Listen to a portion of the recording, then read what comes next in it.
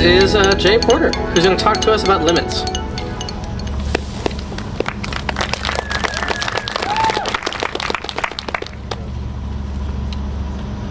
As everyone knows, we live in the wealthiest era in human history. We all expect all industrialized nations that will have 3, 5, 7% economic growth every year. That's a baseline. That's the minimum we can tolerate to grow our lives. This is a picture of abject poverty. Nothing's being consumed. There are no needs. Nothing's being produced. There's no health care being provided. There's no iPads. No roads being built. It's utterly poor. We've done a good job of creating goods and demand for goods by reproducing fantastically. This is possible because 130 years ago we figured out how to access fossil fuels, the decaying bodies that are buried underneath the Earth's crust, and in doing so we no longer have to do our own work. We are able to build machines that do our work for us, which is pretty great. It gives us time to recreate and procreate, which we are quite good at. Because in the previous era, before fossil fuels, we had to do all of our own work, which made us tired, and that really sucked.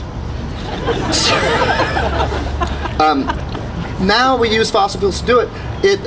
Every one of us has the equivalent of 147 human beings working for us all the time to power our healthcare system, our roads, our cars, our iPads. Is this more of an Android crowd? I'm kind of out of touch, so help me out.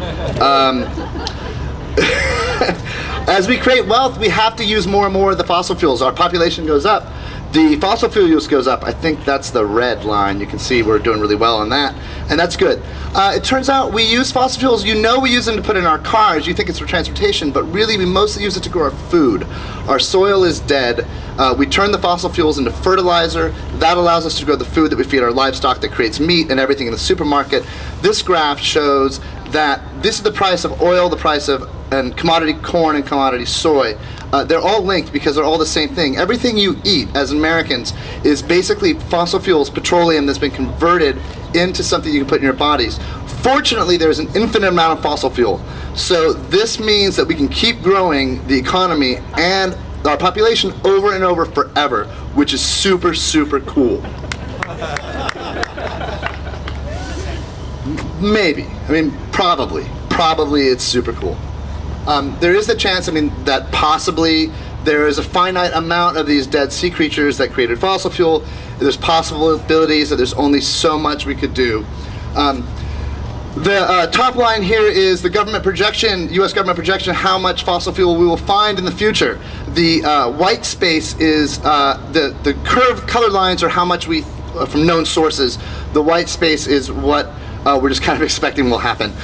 If it doesn't happen, we'll have some trouble with our farms. Because the soil's dead, we won't actually have food growing, which sucks. And in fact, there's some, the question is, what happens if we can no longer feed, grow the food that we use to power our whole economy and society? And it turns out there's a really small study that was done accidentally that addresses this. Little island called St. Matthew Island. Lots of moss had grown for a long time that reindeer eat, and 29 reindeer were introduced to the island, and they had a feast. It was really rad.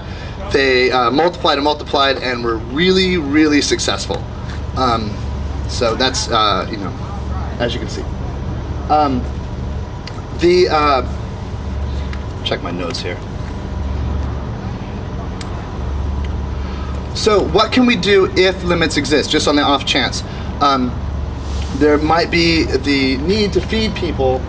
We might need to learn to grow food using the sun, using soil instead of petroleum. This is not a skill that we as a society have, although a few people are learning how to do it again. We might want to do it in every space that we can.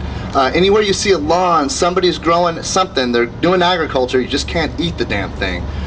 We can do that every place in our city. We can learn to move ourselves without fossil fuel. We can learn to move goods without fossil fuel. We can rebuild an economy that might be somewhat resilient to the possibility of limits existing by using human power, the power of the 6 billion people on the planet who otherwise won't have much to eat. But probably this will not be necessary because technology will solve all of these problems before they happen. So, thank you for your time.